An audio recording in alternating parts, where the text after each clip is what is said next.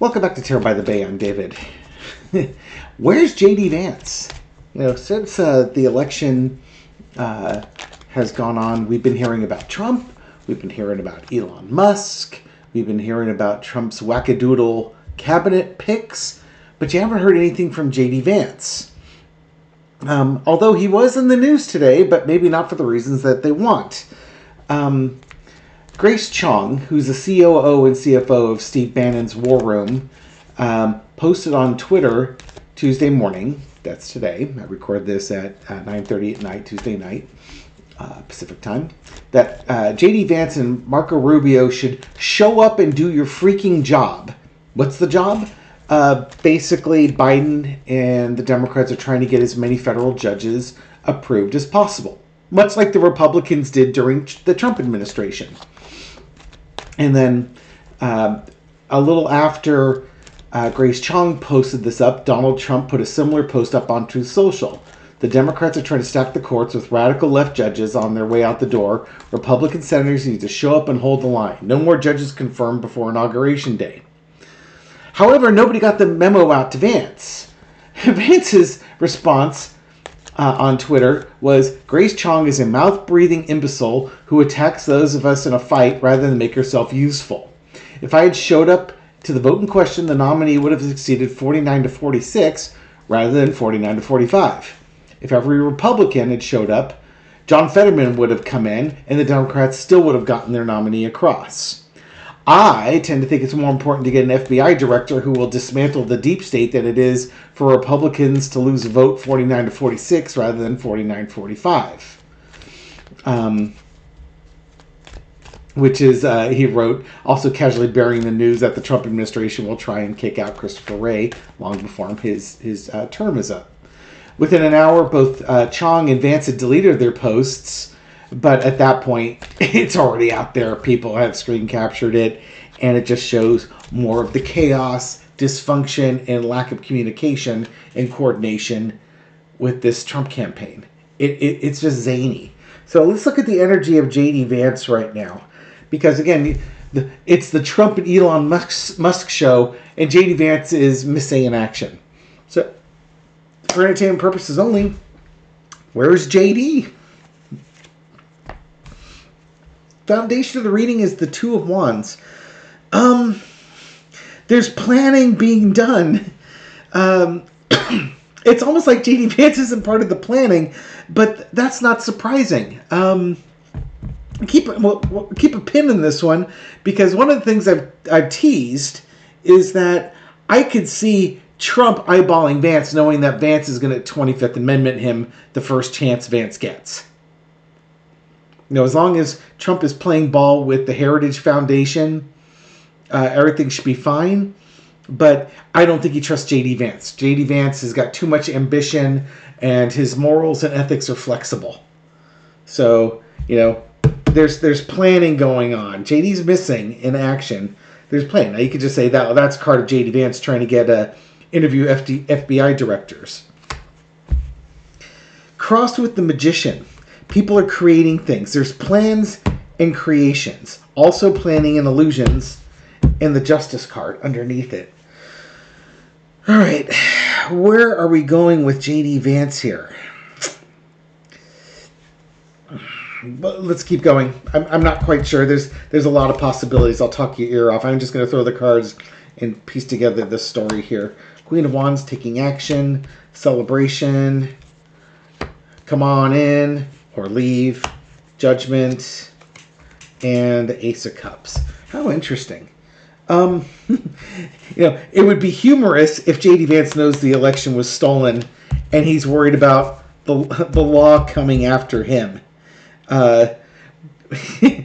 Something along those lines. That could be a problem. What do we have here? We've got somebody taking action in the past, looking down the road, taking action, celebrating the victory. The welcoming in should be coming in. But then there's Judgment and strong, strong emotions. It's funny. It's like JD Vance was only there to get like the Heritage Foundation and Peter Thiel's money on board. Okay. The JD Vance was brought in for a specific thing for Project 2025. Now that the victory has happened and Trump feels like, Trump has won the election, allegedly, the Republicans control the Senate and control the House. It's almost like, okay, well, JD, we don't need you anymore. Trump, it's the Trump show, the Trump crazy show. And he doesn't. I don't think Trump likes JD Vance. He just looks down on him. Like, leave. Look, I'm doing the planning. You can leave and go do what I tell you to. I think JD Vance is getting a little bit peeved. It's one of those things where JD Vance knows he's a lot more clever and more intelligent than Donald Trump, but Donald Trump is telling JD Vance that you have no power. Go get me coffee. You're a coffee boy. And I don't... JD Vance is like... The vibe I'm getting is that JD Vance has been used. And he's like, wait a minute, I'm supposed to be the one that's going to be leading this country, and I'm finding out that Trump is not going to give up power. Let's... I want to look at... What does Trump think of JD Vance? I mean, he's fighting Elon Musk right now. There's that bromance between Trump and Elon Musk, but they're both a pair of divas. So, Elon Musk is everything Trump is trying to present himself as being, but isn't. And, Trump doesn't like the fact that Elon's around there because Elon's stealing Trump's thunder. And then you got JD Vance, who... Trump just totally looks down his nose at, and, he had to do Peter Thiel a favor by taking JD Vance along. It's like, having to bring your somebody's kid brother along with you. You're just resentful that this guy's around, but you needed to borrow that guy's car.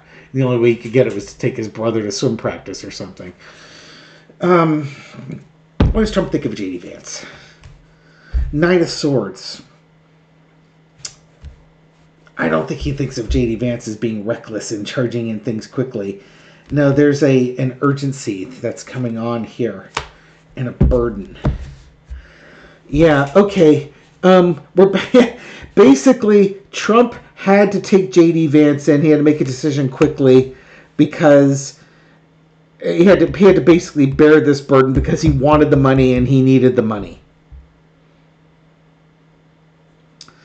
When I did my readings on the VPs, I saw Marco Rubio as Trump's big VP pick. Other people see that guy the governor from North Dakota as Trump's VP pick back then. But I saw Rubio. It's funny, Rubio and that governor both have been nominated for positions here. Trump just feels like he's been stuck with this burden because he needed the money quickly. And JD Vance was just kind of like he's the contingency. This money comes with contingency. You have to take this guy off my plate and you deal with him. For you sports fans out there, it's like taking on a bad contract in order to get a good player. One good player and one player with a bad contract. In the past, you got the Five of Wands. The Hillbilly Brawl card. Get this Hillbilly. Just a lot of energy and a lot of chaos. And there's that same Four of Wands. But now we're in a situation where Trump doesn't want JD Vance in there. He wants him to leave. There's nothing in the behavior that shows that Trump is welcoming JD Vance. He keeps sending him away. Get out of here. Go get me coffee. Go figure out what we're going to do with the FBI. Get out of the room while I make the decisions here. Overarching energy is the Chariot. Trump feels like the job can be done without JD Vance's help. He's in charge. Trump feels like he's in charge. He's going to do his agenda. He doesn't need JD Vance telling him what to do. It's funny because all Peter Thiel wanted was JD Vance to go in there and implement Project 2025, and he'll give Trump a bunch of money for entertainment purposes only. But Trump's like, yeah, thanks for the money. It's transactional, basically. I got the money. I don't need you anymore. Bye-bye. I'll do this myself. My vengeance tour starts now. Yep, Trump's basically, I'm the king. I'm the Lord God King President. I can do whatever I want, whenever I want. The Mad Emperor type of thing. Yeah, the lesson learned, you can't bargain with the Mad Emperor. He's transactional. Okay, JD Vance is my vice president, but that doesn't mean I have to give him any responsibilities. Outcome 6 Swords. He wants JD Vance gone. He wants him to go away. I don't need a second in command when I'm the king. That it's literally that vibe. In the 90s, there was a revitalization of Mighty Mouse cartoons. Ralph Bakshi, who was an animator who had animated like the Lord of the Rings into a cartoon, or at least part of the first book and half of the second, did Mighty Mouse. And one of the things he was saying, I believe it was Bakshi that had said this, is that he can't stand the Mighty Mouse character. Just couldn't stand it. And so whenever he made a Mighty Mouse cartoon, the first thing he tried to do was get Mighty Mouse out of the cartoon. So the cartoons would tend to focus more on the villains than on Mighty Mouse. And that's kind of like Trump here with JD Vance. All right, we got him in here now. I don't want him around. How can I get rid of this guy as fast as possible? You just always send him out on little missions. Go to McDonald's and go pick me up.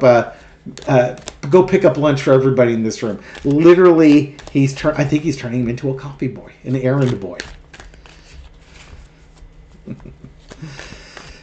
Maybe Pence did that without questioning as well. JD Vance is a bit more ambitious than that. And it's like, again, it's like the imbecile talking down to you. And you're just sitting there like, what the hell just happened? How was the imbecile talking down to me? I don't get this. All right, JD Vance on Donald Trump. Same 7-card spread. Justice card. There's some legal stuff going on here. Oh, this could be just the 25th Amendment, but there's legal stuff JD Vance is on about here. Leaving out in the cold. I won't go so far to say as JD Vance knows the election stolen, he's protecting himself. That could very well be one avenue. If JD Vance is smart enough to realize if the feds are on to a stolen election, they might start asking him questions. This card's come up twice now with Vance, the Justice card. That's one interpretation. But, it's also kind of justice that, now that Trump no longer needs Vance and Peter Thiel's money, Vance is tossed out. Just a little. I don't need to hear Vance's little ideas.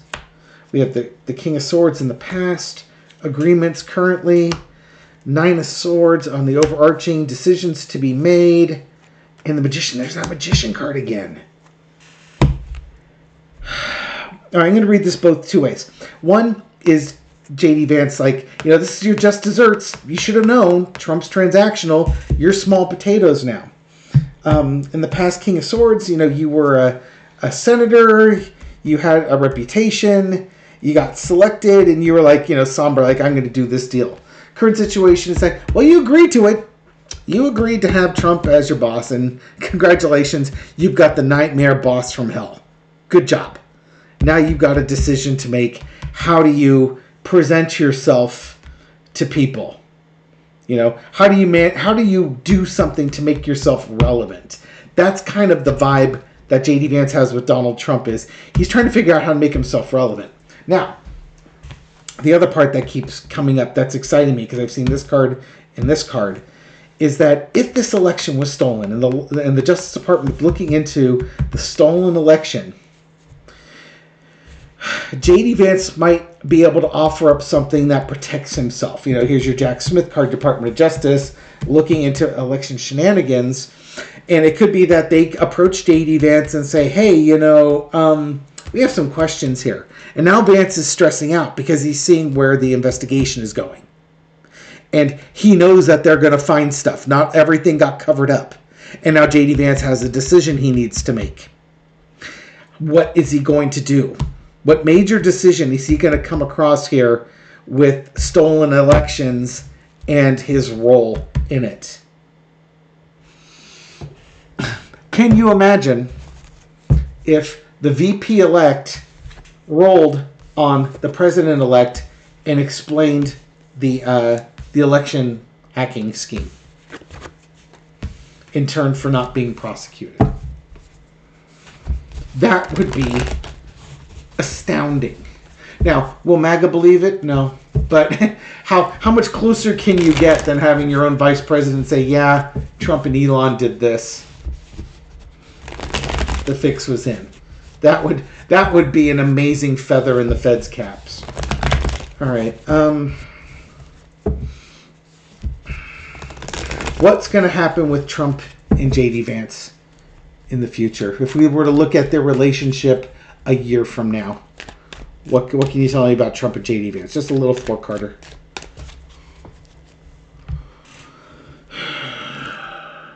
King of Wands. Here's my Department of Justice card. Somebody's taking action. Could be DOJ. There's that agreement. That agreement that was made. If this was the election interference, there's an agreement made with the Department of Justice. Big agreement. Not only the agreement, but a big agreement. Like, you gave us the information, cooperated, now you're in the witness protection program type of big agreement. And he's stuck. Oh, stuck. He can't get out of this agreement. The enrichment. Treasure. If this was an election interference, DOJ's got him. They've got a bevy, a lot of valuable information from him. Kind of like the star witness. You're a key witness here. You agreed to do this.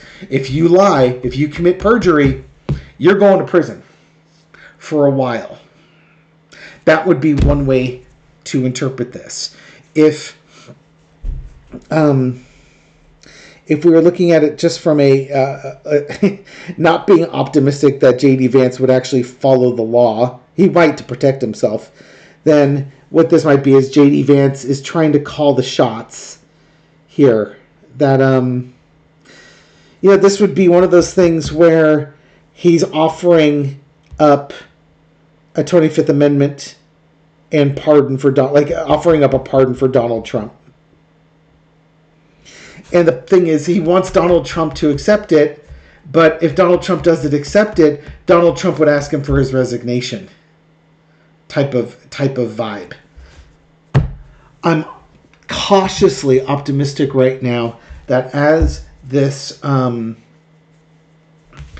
feds look into this, they will question JD Vance on his involvement with election interference and potentially stolen elections, and JD Vance will know which side his bread is buttered on. But I'm also ridiculously optimistic, so take that with a huge grain of salt, okay? Free will is going to play a large part on this, and the biggest free will is going to be what Biden and Harris, but what Biden does with that information once he finds out, and Harris's decision as to what she's going to do when she finds out that information. I don't want to give false hope, but the cards could be interpreted that way, and my mind keeps going that way. Again, I'm optimistic, but just because I'm optimistic doesn't mean it'll pan out. Thank you very much for watching this video and supporting my channel. I appreciate it. This reading is for entertainment purposes only, but I hope you find it insightful, and I'll catch you on the next video. Take care.